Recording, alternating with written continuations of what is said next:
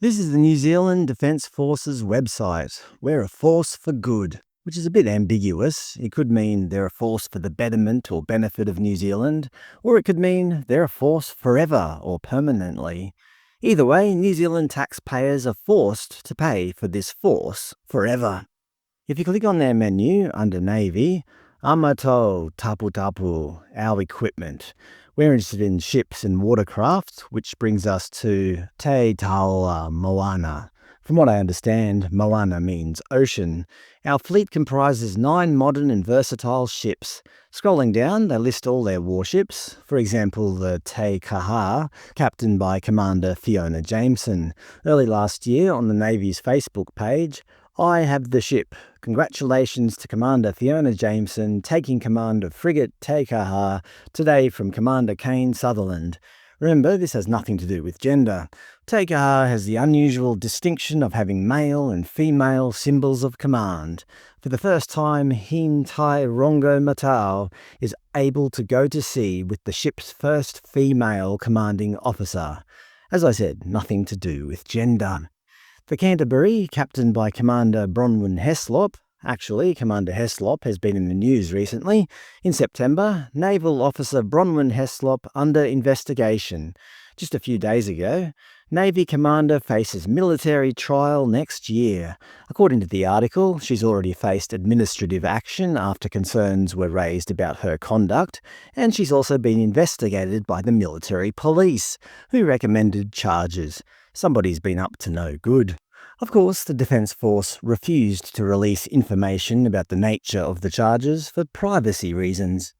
The Taupo, captained by Lieutenant Samara Mankalo. Remember, none of this is about gender. Inside government, Navy women leading from the front. For the Royal New Zealand Navy, the 2023 International Women's Day offers more reasons to celebrate than most. It coincides not only with the highest percentage ever of women in the Navy at 27.4%, but the largest number of women taking command of Navy ships. Nah, nothing to do with gender, except that the New Zealand government can't help but talk about gender all the time. There's one captain I have purposely pixelated. I'll get to her soon. If you look at the remaining Navy watercraft, they're mainly just non-commissioned boats, except for the very last one, the Manawanui, which for some reason has been relegated to last place. Clicking on the ship, the Manawanui is our Royal New Zealand Navy Specialist Dive and Hydrographic Vessel. Manawanui is the 4th ship to carry that name. Here's the ship's badge, a trident in front of a rising sun. Pretty cool looking. The Manawanui provides our Navy with a modern and capable platform. They're talking in the present tense, as if this ship is still sailing. Well, as many of us would know, something happened to this ship a couple of months ago in October in Samoa. I'll let the Samoan acting Prime Minister, Tuala Bonifacio, tell you what happened.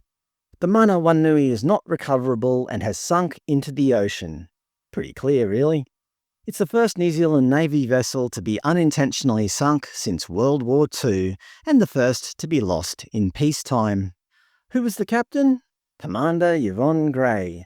The British-born commander who served in the UK's Royal Navy is obviously female and a member of the LGBT community.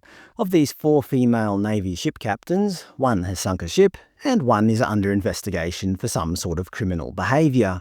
The public understandably questioned the Navy's hiring policies, with Judith Collins, Minister of Defence, among other things, saying at the time, "I am New Zealand's first female Defence Minister. The Army has its first female Chief of Army. Manawanui's captain, Commander Yvonne Gray, is female. We are all appointed on merit, not gender. A court of inquiry has been stood up to establish what caused this terrible incident. The one thing that we already know did not cause it is the gender of the ship's captain." I agree, it's not the gender of the captain that caused the ship to sink. It's incompetence, and it does raise questions around hiring policies. But before any inquiry took place, by saying that gender had nothing to do with it, she was basically stating that the hiring policies of the Navy had nothing to do with this colossal failure, which is something she couldn't possibly be able to judge pre-inquiry. So what did the inquiry find? This is one of the first images of the $100 million ship underwater, leaking some oil. Well, an interim report was released a few weeks ago. Human error caused Manawanui wreck, says interim report. Apparently, the crew tried to stop the ship as it seemed to be accelerating towards the reef, but they didn't realise Autopilot was engaged, believing something else had gone wrong with the ship. In this case, standard procedures dictate that the crew needed to check that the ship is under manual control rather than in autopilot.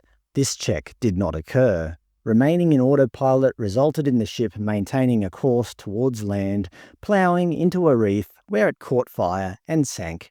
Apparently, a separate disciplinary process will begin involving 3 unnamed crew members after the inquiry concludes.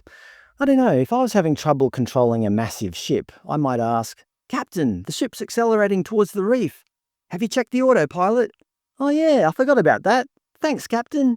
But somehow, apparently, it slipped everyone's mind, including the captain, that the autopilot was on. Yeah, this is not about gender. This is about incompetence. And somebody needs to ask questions about A, the Navy's training program, and B, the Navy's hiring policies. Like almost every organisation nowadays, the New Zealand Defence Force has their own diversity and inclusion program, enhancing the participation of women in the biggest font that will fit on screen. In their Wahine Toa program, they state they wish to recruit more women with the right skills, as well as advancing more women. How they do that? I don't know. You can't force more women to be interested in joining the military, so it's understandable that people raise questions about lowering of standards. Look, DEI programs might be somewhat harmless in, say, the fashion industry. People might be a bit peeved by it, but ultimately somebody's probably not going to die because of it. But the military involves massive machines and instruments of war. It's not something to be mucked around with.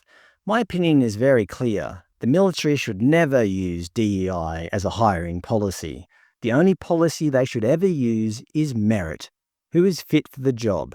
Who has the necessary skills or attitude or physical and mental stamina or courage or whatever else it takes to become a good soldier or sailor or pilot or whatever else? The moment you start saying, "We need more people of this particular identity," is the moment you start reducing your standards. Now, of course, people of any identity can join the military if they're fit for the job. This is not about denying people a job. This is about choosing the best people. Lots of people are just not suited to be military personnel, and that's fine, just as not everyone is suitable to become a doctor. But when lives are on the line, we shouldn't be lowering our standards to make a few people happy. We should be doing the opposite.